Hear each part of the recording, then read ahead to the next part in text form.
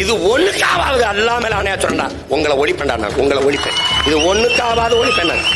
என்னடா உங்க கோட்பாடு, உங்க பகுப்பு, உங்க வகுப்பு? இந்த பேசிட்டு இறங்கினால என் தம்பி அபுபக்கர், என் தம்பி, நான் தான் அவனுக்கு திருமணம் பண்ணி வச்சேன். அவன் நிக்கா முடிச்ச அடுத்த நொடியில சிறுபான்மை, எந்த செருப்பு வச்சு அவங்களை அடிக்கிறது? எந்த செருப்பு வச்சு அடிக்கிறது உங்களை? பெருஞ்செருப்பு பத்தாரு அவங்களுக்கு, வழக்கமாரையும் சேர்த்து தான் அடிக்கணும். அயோக்கிய நாய்களா இப்படியே பயங்காட்டி யாரா சிறுபான்மை? அப்ப இங்க இருந்தவன் என்ன பாக்குறான்? அவன் இஸ்லாம், நாம் இந்து, செத்தால் நமக்கன் என்று நினைக்கவில்லை. அடிபட்டவன் என் இனத்தான் என்று எண்ணினான். அப்படித்தான் சிறையில் இருப்பவன் சீமான் இனத்தான். அதனால இங்க நிக்கிறான். திமுக தான் இஸ்லாமிய கிறிஸ்தவ மக்களுக்கு பாதுகாப்புனா, அப்ப அல்லாஹ் நமக்கு பாதுகாப்பு இல்லையா? அப்ப இயேசு நமக்கு பாதுகாப்பு இல்லையா? இந்த கருணாநிதியும் அவர் மகனும் இந்த உதயநிதி தம்பியும் தான் உங்களுக்கு பாதுகாப்பா? அப்ப அல்லாஹ் பாதுகாக்க மாட்டாப்ல, அவர் பாதுகாக்க மாட்டாரு. உலகத்தையே பாதுகாக்கிற அல்லாஹ் உங்களை பாதுகாக்க மாட்டாரு. இவங்க தான் பாதுகாக்கணும். அப்படிதானே? சொல்லுங்க. எப்படி நீ நடக்கும்போது உன் முன் நடக்கிறேன் என்று இயேசு சொன்னது பொய். எப்ப உங்களுக்கு முன்னாடி இயேசு போகல, ஸ்டாலின் தான் போறாப்ல. எப்படி எடுத்துக்கிறது? எப்படி எடுத்துக்கிறது பாருங்க. ஐய, நான் உங்கள்கிட்ட சொல்லுவேன், எனக்கு நீங்க தயவு செய்து ஓட்டு போட்டுறாதீங்க. உங்களை கெஞ்சி கேட்கிறேன், போட்டுறாதீங்க. எவன் நான் வீர மகன், வீர தமிழன், நான் போர் மரபினன். சார்லஸ் டார்வின் சொல்றான், சர்வைவல் ஆஃப் ஃபிட்டஸ்ட், தகுதி உள்ளவை தப்பி பிழைக்கும்ங்கிறான். தன்னை தற்காத்துக் கொள்ள கூட முடியாதவன் வாழ்வதில் அர்த்தம் இல்லைங்கிறான். நாங்கள் வீரர்கள், எங்களை நாங்கள் காத்துக்கொள்ள முடியும். இது என் நாடு, என் நிலம், என் மண், என் உரிமை என்று எண்ணுகிறவன் எவனோ, நாங்கள் தமிழர்கள், அதிலும் வீரர்கள், மானத்திற்காக உயிரை விட்ட மறவர்கள் என்று எண்ணுகிறவன் எவனோ, வீர பரம்பரையில் நான் வந்தவன் என்று நிமிர்கிறவன் எவனோ, அவன் எனக்கு ஓட்டு போட்டா போதும். அங்க வந்து ஐயோ அது திமுக தான் எங்களை பாதுகாக்கும், அது ஐயா ஸ்டாலின், தம்பி உதயநிதி, அவங்க தான் எங்களை காப்பாற்றணும்னு நினைக்கிற கோழைகள் போட்டுறது, தயவு செய்து போட்டுறது. ஒருத்தன் சொல்ல முடியுதா இந்த நாட்டில் வராது, பிஜேபி வளராது, வளர விட மாட்டோம் என்று சொல்ல முடியுதா? ஐயா ஸ்டாலின் எல்லாம் வந்துருவான். ஒரு வாயில் காவலன் போடுற, நீ வாட்ச்மேன் போடுற, அம்மா நீங்க போய் படுங்கம்மா நான் பாத்துக்கிறேன்னு சொல்லணும். அதை விட்டு அம்மா கதவை பூட்டிக்கிறங்கம்மா, 2-3 தாப்பா போட்டுக்கிறங்கம்மா, அம்மா ஜன்னல் நல்லா பூட்டிக்கிறங்கம்மா, அம்மா அடைச்சிக்கிறங்கம்மா, அம்மா தட்டி பாத்துக்கிறங்கம்மா, நீங்க உள்ள பண்ணுவோம் நான் தூங்கிடுறேம்மா. கோழைகளை போய் அதிகாரத்தில் உட்கார வச்சு காலங்காலமாக இப்படி ஏமாந்து கேவலம் இது.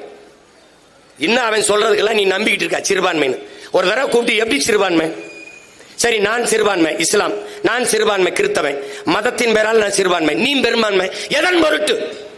எந்த அடிப்படையில் நீ பெரும்பான்மை? எந்த அடிப்படையில்? மதத்தின் அடிப்படையில். எந்த மதம்? இந்து மதம். அப்போது நீ மதவாதத்துக்கு எதிரானவன் என்று பேசியது எவ்வளவு பெரிய ஏமாற்று, எவ்வளவு பெரிய ஏமாற்று. இப்ப மதமாகத்தான் எங்களை பார்க்கிற, மனுஷனா கூட பார்க்கல. எப்படி கேவலம். என்ன செய்யறதுன்னு எங்களுக்கும் தெரியல.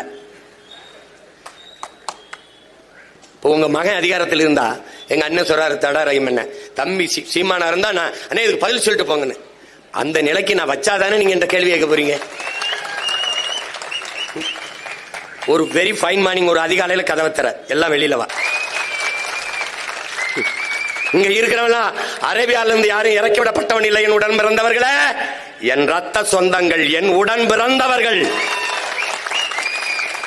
இஸ்லாமியர்கள். நாங்கள் தமிழராகவில்லை, தமிழர்கள் நாங்கள் இஸ்லாமிய மார்க்கத்தை ஏற்றிருக்கிறோம். அப்படிதான் என் தம்பி சைபுல்லா, அப்படிதான் எங்க தடாரகம், அப்படிதான் எங்க அண்ணன் என் தம்பி ஹுமாயூன், அப்படிதான் இங்க இருக்கிற என் சொந்தங்கள் எல்லாம். இதை நல்லா கவனிச்சுக்கணும். இதை பலமுறை இந்த மண்ணில் வலியுறுத்தியவன் என் உயிர் அண்ணன் பழனி பாபா அவர்கள். நான் இங்குதான் இருந்தேன், மார்க்கம்தான் என்னிடத்தில் வந்தது. ஏன் இஸ்லாம் not a religion, it's a revolution. ஏன் ரெவல்யூஷன்? எங்க இருக்கிற சாதி அடக்குமுறை, தீண்டாமை, வன்கொடுமை, கொடைகளை எல்லாம் எதிராக வந்த புரட்சி. எல்லா சமயங்களிலும் ஏற்றதாழ்வு இருக்கிறது, சாதி இருக்கிறது. ஆனால் இஸ்லாத்தில் சாதி இல்லை, மார்க்கம் மட்டும்தான். இஸ்லாம் தான். கிறிஸ்தவத்திலே நாடார் கிறிஸ்தவர், உடையார் கிறிஸ்தவர், முதலியார் கிறிஸ்தவர், பிள்ளை கிறிஸ்தவர், ஆதித்தமிழர் கிறிஸ்தவர், வன்னிய கிறிஸ்தவர், எல்லா கிறிஸ்தவர் இருப்பான். இஸ்லாத்தில் தான் இருப்பான், இஸ்லாமிய மட்டும்தான் இருப்பான். அதனால என்ன, இஸ்லாம் not a religion, it's a revolution. புரட்சி. அது ஒரு மார்க்கம் மட்டுமல்ல, அது தூய வழி, புனிதமான வழி. அதனால் என் மக்கள் ஏற்றார். எங்கிருந்த வேற்று கிரகத்திலிருந்து இறக்கி விடப்பட்டவர்கள் அல்ல, என் இன சொந்தங்கள். என்னடா சிறுபான்மை பெரும்பான்மை? சிறுபான்மை மக்களின் பாதுகாவலர் யார்? ஆக சிறுபான்மை, ஆக சிறுபான்மை. நாங்கள் தமிழர்கள், ஒரு தேசிய இனத்தின் மக்கள், உலகெங்கும் 13 கோடி எண்ணிக்கையில் கொண்டு 130 நாடுகளில் பரவி வாழக்கூடிய பேரின மக்கள் நாங்கள். இஸ்லாத்தை ஏற்று இருக்கிறோம். அதனால சின்னதாயிருமா? என் அன்பு சகோதரன் AR ரஹ்மான் இன்னைக்கு சிறுபான்மை நீ சொல்ற. என் அன்பு தம்பி ரஹ்மானுடைய சொந்த அக்கா மகன் என் தம்பி GV பிரகாஷ் இந்துங்கிற. என்ற தாய் மாமன் சிறுபான்மை, மருமகன் பெரும்பான்மையாடா. எங்க அப்பா இளையராஜா, உங்களுக்கு தெரியும், இந்து. சரி, இந்து. என் தம்பி யுவன் இப்ப அவ இஸ்லாத்தை ஏற்றுட்டான். எங்க அப்பா பெரும்பான்மை, என் தம்பி யுவன் சிறுபான்மையாடா. ஏண்டா உங்களுக்கு மூளைன்னு ஒண்ணு இருக்கா இல்லையாடா? மதத்தை வைத்து எந்த மானுட உலகம் மதிப்பிடுது? இந்த பயல்களா வெறி வருதா இல்லையா? இதுல வந்து நாங்கள் தான் சிறுபான்மை மக்களின் பாதுகாவலர்கள். சிறுபான்மை மக்களின் பாதுகாப்பு, கிறிஸ்தவ இஸ்லாமிய மக்களின் பாதுகாப்பு, சிறுபான்மை மக்களின் பாதுகாப்பு. அந்த இடத்துல என்ன வைக்கணும்டா உனக்கு ஒரு ஆப்பு. இங்க வாடா.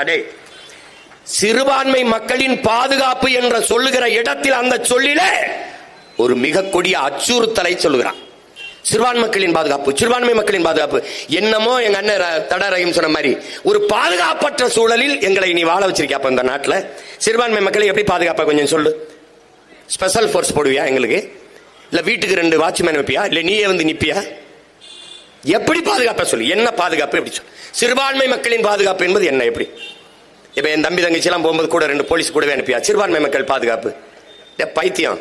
ஒட்டுமொத்த நாட்டு மக்களின் நாட்டு பாதுகாப்பு, ஒட்டுமொத்த நாட்டு மக்களின் பாதுகாப்பு தான் இங்க இருக்கிற கிறிஸ்தவர், இஸ்லாமியர், இந்து, சீக்கியர், பௌத்தர் எல்லாருக்குமான பாதுகாப்பு. அதுல என்ன தனியா சிறுபான்மை மக்களின் பாதுகாப்பு, சிறுபான்மை மக்களின் அந்த சொல்லிலே நீ அச்சுறுத்துகிறாய். ஏதோ பிரச்சனை இருக்கு போல இருக்கு, ஏதோ ஆபத்து இருக்கு போல இருக்குன்னு. தம்பி, நீ சிறுபான்மை மக்களின் பாதுகாப்பு இல்ல, இங்க இருக்கிற கிறிஸ்தவ இஸ்லாமிய மக்கள் தான் தொடர்ச்சியாக உனக்கு வாக்கு செலுத்தி பாதுகாத்து வச்சிருக்கான். இவர் 3 விழுக்காடு கொடுப்பாரு, 3.5. இப்ப 5 விழுக்காடு. நீ உட்கார்ந்து இருக்கிற இடம் யாருது? எங்களுக்கு இடஒதுக்கீடு அப்புறம் கொடு. நீங்க இருக்கிற இடத்தை கொடுத்தது யாரு உங்களுக்கு? அது யாரு? அது என் ஆத்தால அப்பனும் கொடுத்தது. நீ உட்கார்ந்து இருக்கிற இடம். சும்மா போற போக்குல 3 கொடுக்கறது. ஏன் போன ஆண்டு கொடுக்கறது இந்த 5? அதுக்கு முந்தின ஆண்டு இப்பதான் இறங்கியிருக்கானா இஸ்லாமியம் புறான் வேற கிரகத்தில் இருந்து. ஏய், இது ஒண்ணுக்காவது அல்லாமல் ஆணையா சொல்றா, உங்களை ஒழிப்பேன்டா, நான் உங்களை ஒழிப்பேன். இது ஒண்ணுக்காவது ஒழிப்பேன். இந்த காலங்காலமா என் மக்களை வஞ்சித்து ஏமாத்தி, இந்த பயங்காட்டி இந்த வாக்கை பறிச்சு வசதியா கொளுத்து இந்த அதிகாரத்தில் இருந்து எங்களை வஞ்சித்து வீழ்த்தாவாரா, இதுக்காவது உங்களை ஒழிப்பேன். இதே வேலை ஒரு பயங்காட்டுறது. அருமை பெருமக்களே, உண்மையிலேயே நீங்கள் மான தமிழ் மக்கள், வீர தமிழ் மக்கள். நான் ஒண்ணு உங்களுக்கு சொல்லுவேன், பழனி பாபா என்கிறவன் நம்ம உடன் பிறந்தவன், ஒரு வீர மறவன் நம்மில் தோன்றிருக்காங்கிறது உண்மை. நான் உங்களுக்கு சொல்றேன். என்னுடைய தம்பி பகருதீன், அவன் அந்த அபுதாயிர் சிறுநீரக 2ம் பழுதாகி போச்சு. நான் போய் மருத்துவமனையில் பார்க்கும்போது என்கிட்ட சொல்றான் பாருங்க, அவனுக்கு பேச்சு வரல. அப்ப கிட்ட போய் நான் கேட்கிறேன், அவன் மருத்துவமனையில் இறந்துட்டாப்ல.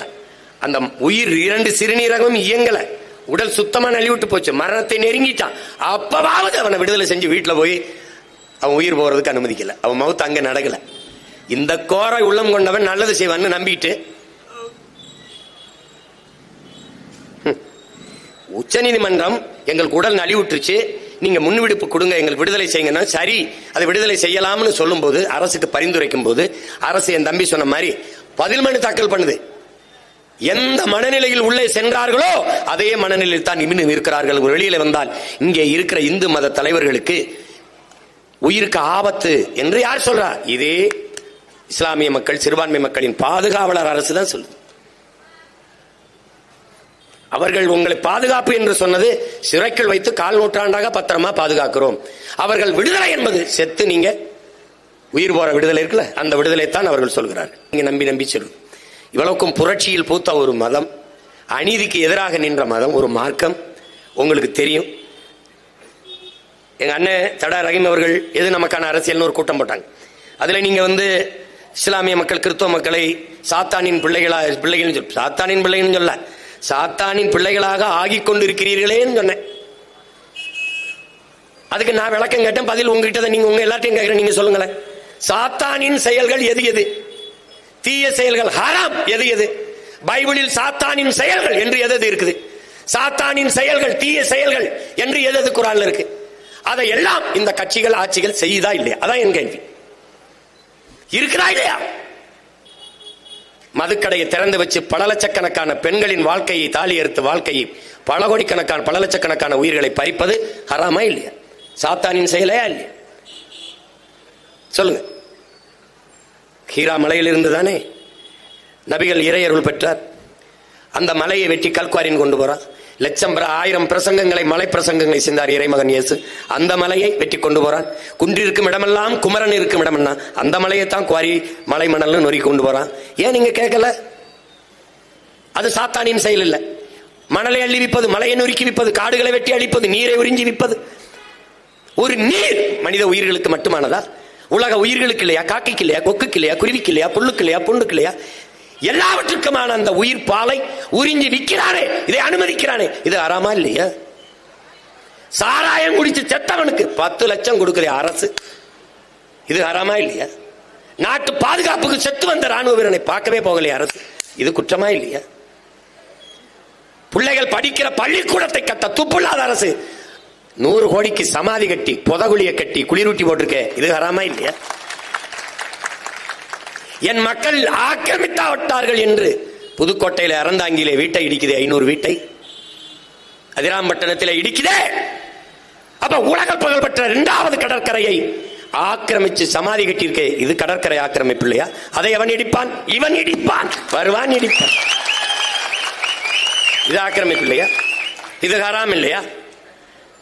ஊழல் லஞ்சத்தில் ஊறி திளைக்கிறார்களே, ஊழல் லஞ்சம் பெறுபவனின் மீது இறைவனின் சாபம் உண்டாவதாக என்று நபிகள் சபிக்கிறார்களே.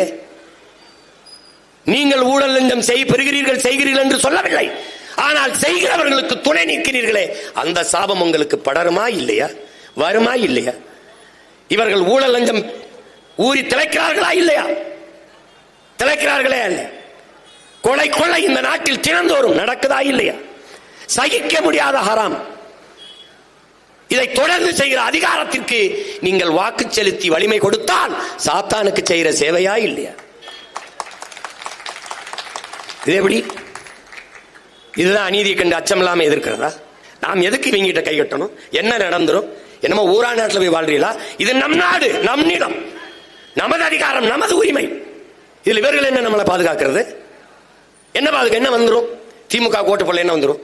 சரி, பிஜேபி பாராளுமன்றத்தில் பிஜேபி வரும், நீங்க எனக்கு போடல. சரி, நான் கேட்கிறேன், நான் பிஜேபியின் பி டீம். நாங்கள் இந்துக்கள் அல்ல. நாங்கள் இந்துக்களாக இருந்தோமா, இந்துக்களாக ஆக்கப்பட்டோமா? இந்த கேள்வியை இந்தியாவிலே எழுப்பின ஒரே மகன் நான் தான். வரலாற்றின் வழி நின்று கேட்கிறேன், நாங்கள் இந்துக்களாக இருந்தோமா இல்ல இந்துக்களாக ஆக்கப்பட்டோமா? முதலாக இந்த நாட்டு மக்களை மதமாற்றம் செய்தவன் சர் வில்லியம் ஜோன்ஸ். அந்த அயோக்கிய பைய போட்ட கையெழுத்துல தான் நாங்கள் முருகனை வழிபடுகிற சைவர்கள், சிவனை வழிபடுகிற சிவசமயம், பெருமாளை வழிபடுகிற மாலியம், இதுதான் தமிழர் சமயங்கள். எங்களை அவன் சட்டப்படி இந்துனா ஆக்கினான். அவன் சீக்கியன், அவன் குருநானக் வழியில் நிற்கிற சீக்கியன், அவன் புத்தனை வழிபடுகிற பௌத்தன், அவன் சமணன், எல்லாரையும் சேர்த்தவன் எவன் பார்சியிலே, அவன் ஆங்கில இந்தியிலே, அவன் கிறிஸ்தவன்லையோ, இஸ்லாமிலையோ, அவனெல்லாம் இந்துன்னு போட்டான். அந்த கையெழுத்துல நாங்க இந்து ஆனோம், ஆக்கப்பட்டோம். நான் பிஜேபியின் பி டீம். 6 விழுக்காடு விழுக்காடு ஓட்டு வச்சிருக்கவனுக்கு எவ்வளவு பேரம் பேசுறேன்? 8.5 விழுக்காடு ஓட்டு வச்சிருக்கேன், எவ்வளவு பேசியிருப்பேன்? பல 100 கோடி தெருக்கோடியில் கூட நிக்கிறேன். உங்க கோடி வேணாம், இந்த தெருவில் நிக்கிறேன். நான் பிஜேபி பி டீம். எங்க கட்சியில் 90 விழுக்காடு இந்துக்கள் தான் என்று சொல்ற ஐயா ஸ்டாலின், அவருக்கு பேர் என்ன? அவருக்கு பேர் என்ன? 90 விழுக்காடு இந்துக்கள் தான் என்று எத்தனை முறை பதிவு செஞ்சிருக்கிறார்? அவருக்கு பேர் என்ன? நான் ஏன் B team? DMK BJP A team, அதனால நான் பி டீம்.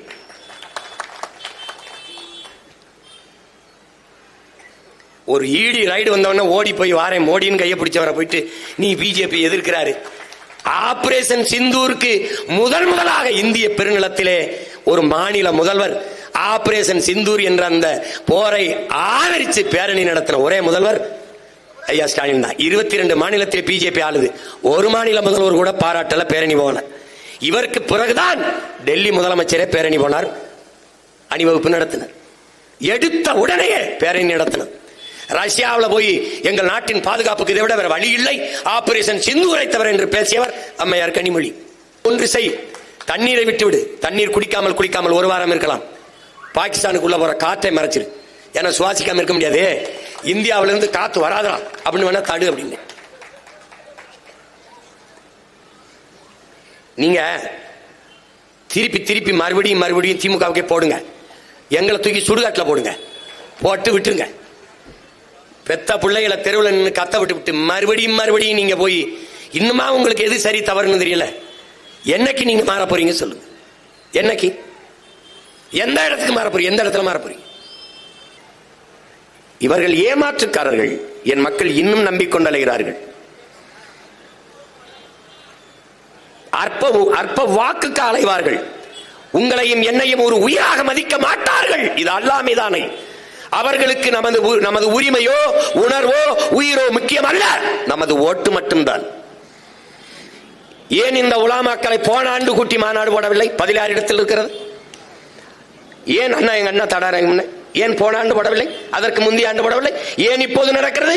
ஏனென்றால் இந்த அடுத்த மாதம் தேர்தல் வர இருக்கிறது. அதனால் போன ஆண்டு பொங்கலுக்கு ஏன் 1000 ரூபாய் கொடுக்கவில்லை? இப்போது 3000 ஏன் கொடுக்கிறார்கள்? அடுத்த மாதம் தேர்தல். போன ஆண்டு படிக்கிற மாணவர்களுக்கு எதற்காக மடிக்கணினி கொடுக்கவில்லை? இந்த ஆண்டு ஏன் அடுத்த மாதம் தேர்தல்? இவர்கள் கட்சி அரசியல், தேர்தல் அரசியல் செய்வார்கள். உங்கள் பிள்ளைகள் நாங்கள் மட்டும்தான் மக்களுக்கான அரசியல், மக்கள் அரசியல் செய்வோம். அவர்கள் செய்தி அரசியல், விளம்பர அரசியல் செய்வார்கள். உங்கள் பிள்ளைகள் நாங்கள் தான் செயல் அரசியல், சேவை அரசியல் செய்வோம்.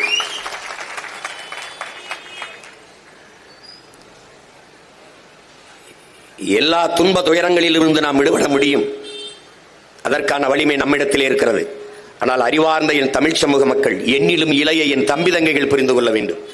உண்மையிலேயே இவர்கள் சொல்வது போல நாம் சிறுபான்மையினரா? சிறுபான்மையினர் என்றால் எப்படி, எதை வைத்து சிறுபான்மை? உலகெங்கிலும் வரலாற்றிலே என் உடன் பிறந்தார்களே, உலகெங்கிலும் வரலாற்றிலே ஒவ்வொரு இனத்தையும் மொழி இன அடிப்படையில் தான் வகுக்கிறார்கள். அப்படித்தான் எந்த நாட்டிலும் எந்த இன வரலாற்றிலும் மதத்தின் அடிப்படையில் மனிதர்களை பகுத்து வகுத்து பார்த்தது இல்லை. ஐரோப்பிய நாடு முழுதும் கிறிஸ்தவர்கள் தான். பிறகு எதற்காக அத்தனை நாடுகள்? எதற்கு பிரான்ஸ்? எதற்கு சுவிஸ்? எதற்கு டென்மார்க்? எதற்கு ஜெர்மனி? எதற்கு நார்வே? ஏன்? மொழி வழியே தேசிய இனங்கள், நிலங்கள். ஐ ஆம் கிறிஸ்டியன் கிடையாது, ஐ ஆம் பிரெஞ்சு. ஐ ஆம் பிரிட்டிஷ் கிடையாது, ஐ ஆம் இங்கிலீஷ். மொழி வழிதான் தேசிய இனங்கள், நிலங்கள். இங்கிலாந்திலே இருந்தவன் தானே அயர்லாந்துக்காரன். எதற்காக? 2 பேரும் கிறிஸ்தவன் தான். எதற்காக பிரிந்தான்? நீ இங்கிலீஷ், நான் ஐரிஷ். ஒரே நூல், வேத நூல், பைபிள். இறைமகன் இயேசு ஏற்றுக்கொண்டவன் தானே. பிறகு எதற்காக நாடு? எதற்காக இன்னைக்கு ஸ்காட்லாந்து தனிநாடு கேட்கிறான்? நீ இங்கிலீஷ், நான் ஸ்காட்லாந்து. இந்தியாவில் இருந்து பாகிஸ்தான் பிரிந்ததை ஏன்? மார்க்கம், இஸ்லாம், அதற்கு தனி நாடு. அதுவும் கூட முகமது அலி ஜின்னா கேட்டிருக்க மாட்டார். நாட்டு விடுதலைக்காக எல்லோரும் இணைந்து போராடி கொண்டிருக்கிற போது, மதம், சாதி, மொழி பாகுபாடின்றி இந்தியர்கள் என்று போராடி கொண்டிருக்கும் போது, பொது மேடையிலே ஒரு முறைக்கு 2 முறை காந்தியடிகள் அவர்கள் ஜின்னா அவர்களை பார்த்து, இந்த நம்மோடு சிறுபான்மை மக்களின் தலைவர் ஜின்னாவும் இருக்கிறார் என்று சொல்லிவிட்டார். அந்த இடத்தில் நாம் எந்த பாகுபாடும் இல்லாது போராடி கொண்டிருக்கிறோம். இவன் 2 முறை நம்மை சிறுபான்மை மக்களின் தலைவர் என்று சொல்லிவிட்டாரே என்று அன்னைக்குத்தான் ஜின்னா சிந்திக்க தொடங்கினார். வெள்ளைக்காரன் ஆட்சி, அந்நியன் ஆட்சியில் இருக்கும் போதே இங்கே மத கலவரம், இந்து இஸ்லாம். அடுத்தவன் ஆட்சியிலேயே நம்மை அடிக்கிறான்.